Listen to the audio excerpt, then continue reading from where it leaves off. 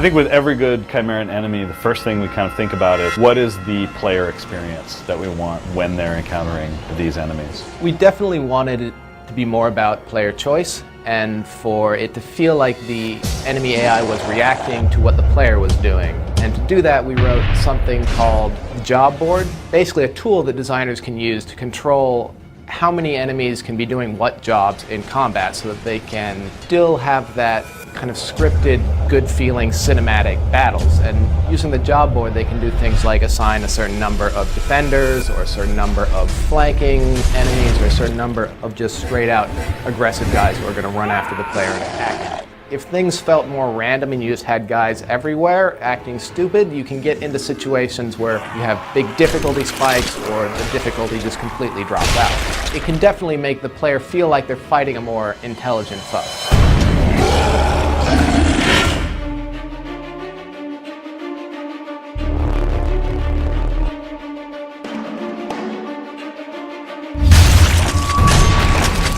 The Grims are, for lack of a better term, almost aborted hybrids. So they're halfway between human, halfway between a hybrid. Malnourished, malfed.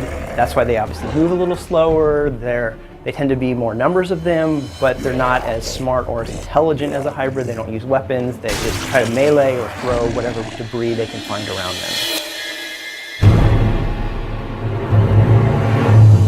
The hybrids are becoming more stronger because it's now their environment, it's getting closer to their homeworld. In R2, we had the hybrids that had a lot more armor to keep them colder and sort of to insulate their bodies, but now that the world is getting colder, the hybrids are tending to wear less armor because it's more like their homeworld. The Longlegs started as an idea of how can we make a jumping chimera. We had initially some more bird-like creatures, some more dinosaur-looking like creatures. Dialed it back, we designed a very intricate, detailed hydraulic system for his legs that allow him to kind of jump and hover as he's moving around the level.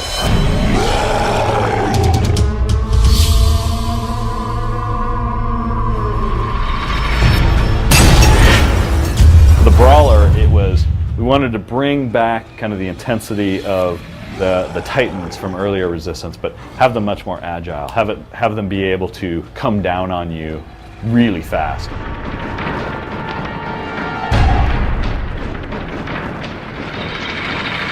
Almost indestructible. He has weak points which, unless the player shoots those, he isn't going to do any damage to him. He is a melee character who runs around destroying whatever's in his path, including you.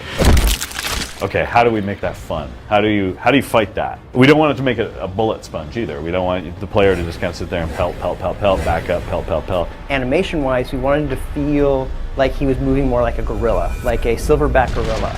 We didn't want him to feel like just a dude in a suit. The thing kind of develops on its own in rough form as we're developing the art style, and kind of how you make him a Chimeran-looking creature goes part and parcel with how do you make him feel good and fun in a situation.